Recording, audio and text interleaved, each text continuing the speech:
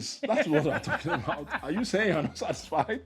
So let's say it's the man. The man cannot be taking what they call aphrodisiacs all the time because they want to have sex. Hello guys. Hello. Hi, welcome back to my YouTube channel. If you're seeing my face for the first time, my name is Isoa. I'm a content creator based in Saskatoon, Saskatchewan, Canada. On here, I create videos on my lifestyle, that's family vlogs, marriage tips, Canada settlement services, as well as any content that I find my way that might help you guys. So I go ahead and upload it. So today I have the pleasure of having my husband, my spouse, once again, my partner, my Chocomilo. Having him here once again, like of recent, he has been frequenting this place and you guys love it. Even though he told me, like, was like, is this our YouTube channel or your personal? I said, it's ours. Meanwhile, we do have a YouTube channel together. That YouTube channel is over 18 months old. We started it off in Nigeria prior to coming here. And that YouTube channel is a very special something for us, because I remember the first day we made our first video was the day we got our PPR.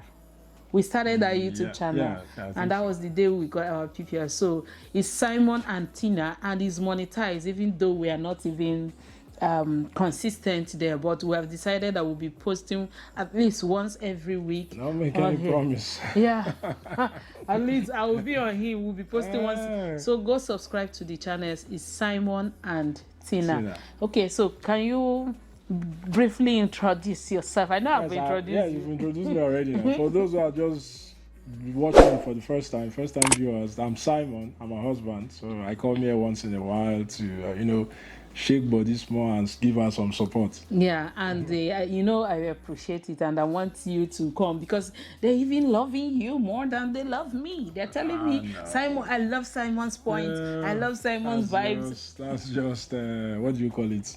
Love at first sight. They should go and be loving you. Know. They should go and be loving you at Simon and Tina. So you guys go and continue loving him. Of course, I will be bringing him on here because I can't do mukbang alone. I should do it with him. Okay. So while at this, please subscribe to this channel if you haven't subscribed. Join this amazing family. Turn on the notification bell so that whenever I upload any video, you get notified, and smash the like button.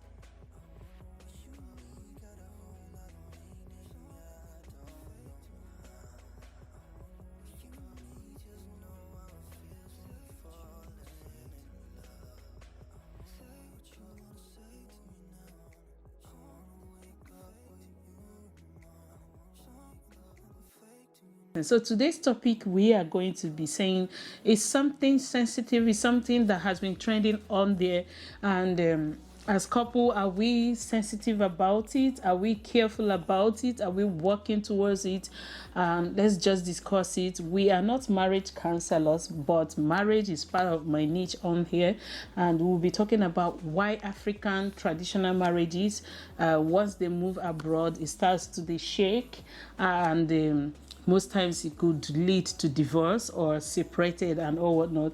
We will be speaking. Sometimes, not most times actually.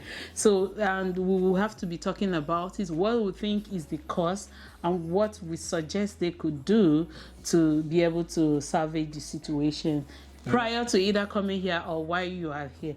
So, how do we start off? Start off by looking at communication, for example, now.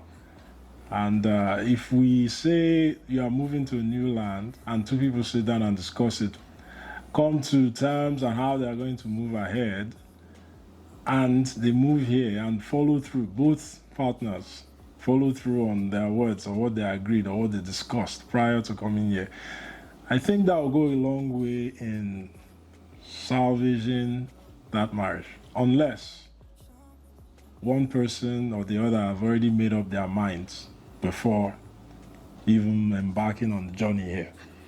Yeah, so for me, I think there are not two ways about painting the truth. It's open. So most times this happen either when either of the parties are bottling, usually the woman, probably bottling some things in her heart, and maybe she was in a relationship that she didn't have a say. She didn't have to decide some things as an adult in the house, or she's been either verbally or physically abused in the house. We know about domestic violence and all whatnot. So, and when she bottled all those things, assuming they were happening in Africa, and of course, you know, the women there, you can't even say, oh, some will even say, is it because your husband raised hand on you? Is that why you're leaving your marriage? Come on, will you go back? You know, and if you're somebody that you're not really ready to tolerate all that, but you are bottling it up and you find yourself in diaspora where, in quotes, is women's word, where women have the right to call on cop and say this happened. So when you find yourself in that kind of situation and the man attempts to exercise that his usual strength on you, they could like, okay, oh, this is a perfect time to pay you back all the things you have been doing to me. Like we read on news, it's been trending a couple of weeks now, of the couple that left Nigeria, got to UK, and that's a 13 years old marriage. And once they got there in less than 3 months, they separated. So you find out that probably that woman was facing all the things that happened or similar things that happened that led to the separation in Nigeria prior to coming here. So in my own view, what do I suggest? If you're living here as a man or as a woman, as a couple, or you're about to come to any part of this developed country where, in quotes, women is women's world, and you feel there are things you're bottling up in your heart, please discuss it with your partner. If you require to speak to a speech a therapist, a specialist, a spiritualist, like a reverend father, your pastor, to find a place to forgive and forget and discuss prior to coming the challenges, the things that you wouldn't want to see. Because, you know, even when we came here, I was like, of course, who said there won't be quarrels? There will definitely be quarrels. And I could remember in one of the situations I did say, I hope it's not tomorrow now. They will say, you brought me abroad, I started misbehaving. This, I don't like it. So those things that you don't like, yes, we never discuss these sensitive issues, things you shouldn't do, because we don't have lots of episodes of issues that we don't want. Not that they weren't there, but we didn't discuss it. But if you feel that as a woman you're bottling things up, discuss it, find a place to forgive before moving abroad. And of course, when you're exercising your power as a woman, know that cold they catch for night. Why are you laughing? Cold they catch for night. Once that man is out there and no one is in the house, even if you decide you can get anyone, they are all temporary. Unless if you're going to remarry ASAP. So what else? For me, I just think that it's a really, like you said, it's a really sensitive topic, and it's one that should be given attention to.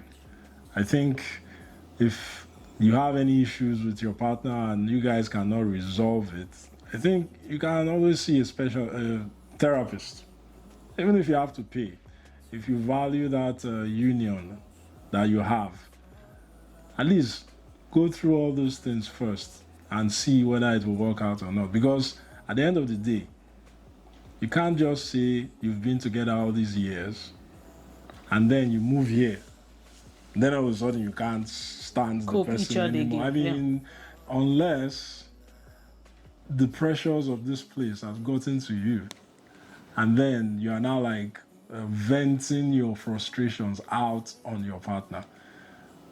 Because even I've read articles where some people will tell you after the divorce, if you ask them what actually caused it, they can't really pinpoint. Yeah, pinpoint. I'm not talking, there are special cases though that, yes, it's quite obvious that it happened. But most are just tiny events that led to a point where people just felt that outside is better, or there's somebody better outside. But we all know the truth. Nobody's perfect, and just have to try to make things work. Because if you could make it work back home, I see no reason why both parties should not be able to invest more effort into making it work here as well. That's my opinion anyway. Yeah, another point that I think could have led to this is that most times it could be finance, okay? Just like the African tradition, women do not have a say when it comes to how to spend money in the house. You cannot control your wife. But I realize I'm speaking from the woman's perspective, okay? So you come to abroad where both of you are working. It's not like in the past. If we want to fix African tradition, in the past, wives are not meant to work. But now it's like going back to what we have in the scripture as in Proverbs 31, as the woman who goes out to fend for the family, being supportive to your husband, to your spouse, and helping the family fend money. Do you understand? Yeah. So in a situation whereby we don't discuss about finance, and as a woman, you know how much, because I know women are so verbal, so vocal enough to discuss. Well, that's what I think, to discuss what they earn with their partner. And once they say that, you feel that, okay, you have a budget, we have to share this, do this. Yes, they aren't bad, but whereby you know how I spend my money and I don't know how you spend your money, it could lead to issues like this. So if you see it as a challenge, for some people, it might be the reason for their separation or their divorce could be finance.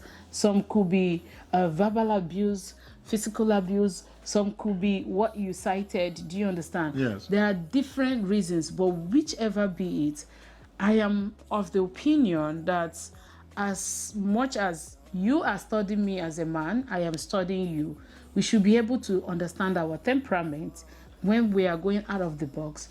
If there are things we can do within ourselves, just like you suggested, discuss it. If you need a therapist to talk to you about it, start working on it in the house rather than picking up the phone to make that call. Because once you make that call, the officer that might be handling your marriage might be divorced. And might feel like, I don't give a damn about that, that kind of thing. It was like, there, of course, I've read of a situation in Nigeria. A judge, a friend of mine or a colleague of mine told me, she's a judge. Once you get to her office, once you get her office, if I get to her table for divorce, she's supposed to walk towards divorce because it must have passed through stages. But once files get to her office, she brings you both. In fact, she will even take you to her house to discuss the foundational reasons and see what it can be done in order to salvage the situation. Do you understand? Yeah. And most times, like I heard, over 95% of them are being resolved. And she followed tabs. She followed suit towards making sure that whatever you promised her or whatever you both discussed right before her, you work towards achieving it. But here, they don't have that time to go and say, hey, let's do our job. It's my job to stand, to hit on the table and say, separated or divorced. They go ahead and do it. It's not right, okay? And it's not as if maybe I might be verbal enough to talk on this topic. Most women equally in that finance. Oh, I just want to be lazy in the house and stay in the house. Let the man go and work. Of course, he's going to pay child support and all whatnot. And if I have a child that stay in the house, yes, he will pay the child support. But most times, just have it at the back of mind that you need both parents to raise the children if children are involved in the marriage. Yeah, that's true. It's a very valid point, as in, well, for me, based on religion and everything, I don't think nothing can be resolved unless that's gotten to the point where there's no turning back anymore. It's life-threatening. Life-threatening, whatever the case might be, then that. But before it gets to that point, if both partners are willing to make that sacrifice, it should work. Because most times also, outside influence also has a part to play. So you listen to some advice from people, say, no, don't take that. Then you decide to join their group. Then down the line, you might realize that they are not as happy as you thought they were. So it goes both ways. I'm not just Yeah, trying of course. to. If I have to expatiate on what you said, I think we kind of hinted this on our last video. So for the woman, people are coming to you. Hey, in case if you don't know, this is the women's word. Exercise all your strengths. Do whatever you want to do. Open the door, ask him out. If he doesn't leave, call on the cop. And as the man, they will come to you, they will tell you, hey, you have to open your eyes, be that African husband, shut her up when she wants to speak. If not, she's going to ride on you. And once, imagine when the woman is hearing this from outside and the man is hearing this, it's already a huge fracas or a battleground in the house, because everybody will be trying to, I refuse to be intimidated, those stuffs. And it will lead to maybe one day I'm not taking it anymore. I think one of the most challenging things in relationship is being able to get over your anger, as in towards your partner. Sometimes quickly, because I think it's a verse in the Bible that says before you go to make an offer, you remember that either you wronged your brother or your brother wronged you. Just go back, resolve that matter before you go back to the altar to place that offering. Because it's always, I tend to see that the longer you allow that anger to continue, the worse the situation gets. Because then before you know, the anger is clouding your judgment. Even when somebody is telling you something, you don't hear that. You can't hear the words. You know the person is talking, but you can't really hear what that person is saying. And when you mix that with ego, bad combination. So it's always good, as in, if you married somebody and that person is supposed to be 1 + 1 = 1, unless this person does something that is really maybe like killed somebody or something, or bombed the village somewhere, okay, yes, that anger is justified. But if it's something that is not so bad, just an argument, a misunderstanding, different views about some situation, how kids should be raised, or things like that, shouldn't really be allowed to fester for long. That's just my opinion. The quicker you come to terms and resolve it, the better for everybody. Yeah, I totally agree with you. And of course, it's a work or a job, something that we have to watch out for. How long does this person's anger last? And how quick can this anger be dangerous? Okay? Yeah. So just, if you can, it's not easy when it comes to anger management. It's not easy. Yes, in the sense that you are angry, I'm angry. You don't know where mine can take us to. I don't know where our ego can, I don't want to stop her, let her do her worst. I don't want to stop him, let him do it.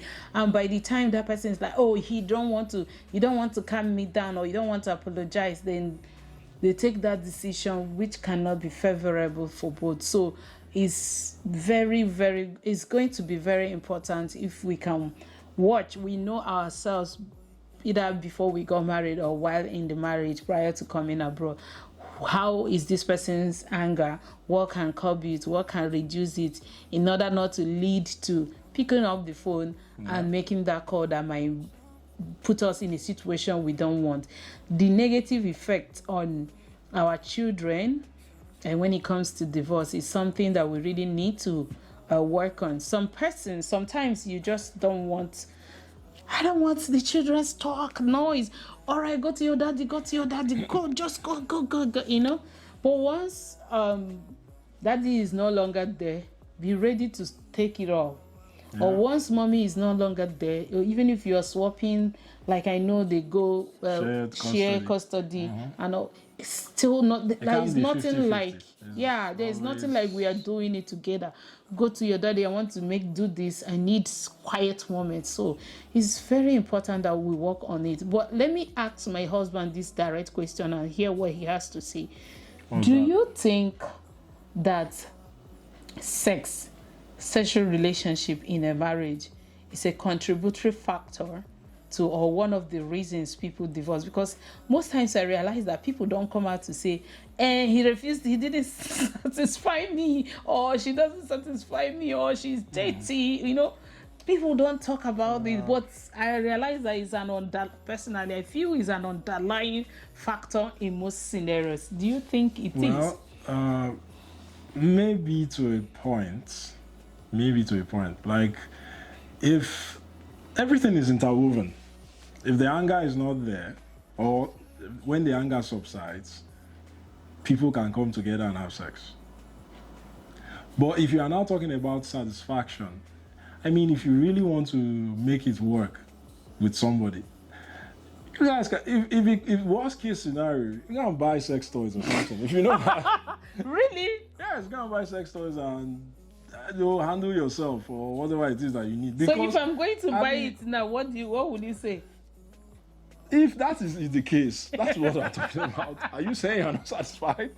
So if you find yourself that you are somebody that is what's the word?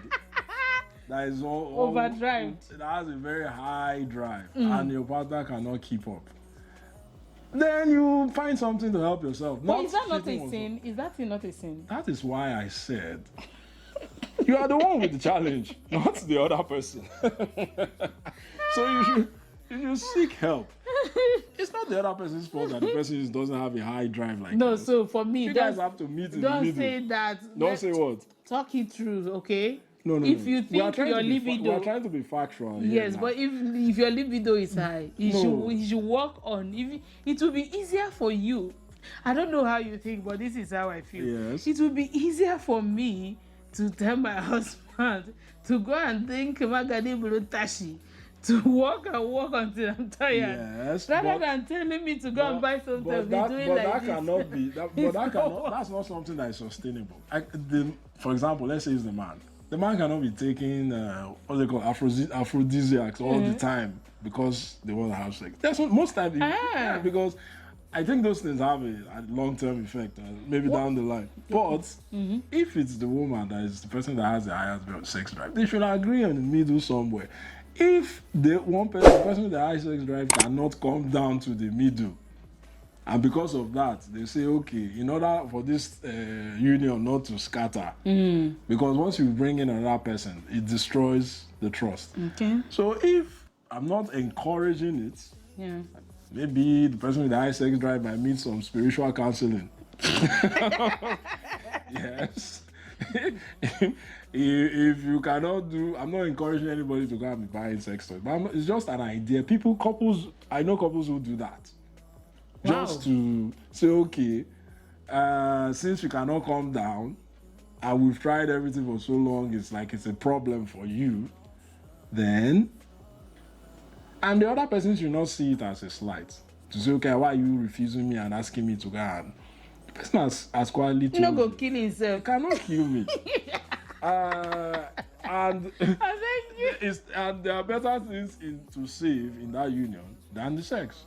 You have your family, you have your children, now you've just said what they can do. Yes. But the question I ask is that, do you think this is one of the underlying factors why we have this situation of divorce? I think it is. Okay. But the question, I wouldn't really say is just... See, like I always said, before anybody steps out to say they want a divorce, they have... Whether you want to believe it or not, they have thought about it for a while. Maybe not really processed what will happen if the after effects. Maybe they've not thought about the after effects, but they've had it in their mind for some time. The question now is that all those little things, this person is not attractive enough, or I'm seeing some other people outside who are more attractive, or I think will be better on bed. There are different things that creep up, because at the end of the day, you can't just say it's just this one item that made me to say, just because this person can't satisfy me on bed, that's why I'm leaving the marriage. Okay, let me ask you one other question. Am I satisfying you? As far as I'm concerned, yes. Are you satisfying me? I can't answer that question. No, You would have to be the one to I'm answer the it. one asking question. Are you satisfying you as long as I know, I'm satisfying you. Unless maybe you have an underlying what do you call it? So are we getting a divorce anytime? So if I say now you are not, are we getting one? That's not, like I said just now, it's not reason enough as far as I'm concerned though. Okay, are you ready to take the aphrodisiac? No, why would I? Do you think I need to take that procedure? So why are you not telling me? So, like we said, it shouldn't be the main thing. Yeah. I think there are other things that should build around it. My opinion, anyway, whether I want to take it or not, it's just my opinion. Yeah. I think there's more to love than just the sex. Yeah. Yeah. I think when there's love, the sex is better. Yeah. That's my opinion. Though. If not, it's like a business. It's just like just an agreement, arrangement. Oh yeah. Set it. All right, guys. I don't know how long this video is. Yes. Of course, there are several factors, but we just want to take it up here. Do you think that the last topic or the last thing we said is an underlying factor? That's bedmatic activities, bedroom activities. Do you think it's one of the underlying factors why African traditional marriages, when they move abroad, and because it's not easy to get a man here to come and take care of you. Since I came to Canada, nobody has told me, hi. Oh, so were they telling you back in Nigeria? Yes, now you know I was telling you. You were feeling. I was telling you. Yes. So here, no one tells you as a lady, hey, you're so cute. I don't know about men whether they have ladies there. So I don't know. And if they were into it back home, they were doing other men, so here they can't get it. Do you think it's an underlying factor among other things? Which of them do you think that stands out or stood out for you? Please put it down in the comment section. And what's your last word before we go? I think the underlying factor is that for me, if you want to sum up, if you have to put it in a line, if you have to state it in a line, is the feeling that the other side of the fence is greener, or the grass on the other side of the fence is greener. That is, for me, that's just the summary of the whole thing. So above all, bring on the God you serve. Yeah. In every marriage, there is no perfect, just like he said. The other side is not even greener. Bring on God, work towards your imperfection, and of course, you're going to have a happy end. Thank you so much. Subscribe to this channel if you haven't subscribed. Turn on the notification bell so that whenever we upload any video, you get notified. And give us a like seriously, and share this. If you belong to any group and you agree that these points that we mentioned here could help salvage any shaky marriage around there, it's not our portion. We don't pray for it. Please do share, and God will bless you. Thank you so much. Today we are sitting on the couch and doing our thing, and we will see you all in our next video. Bye-bye. Bye. Mwah.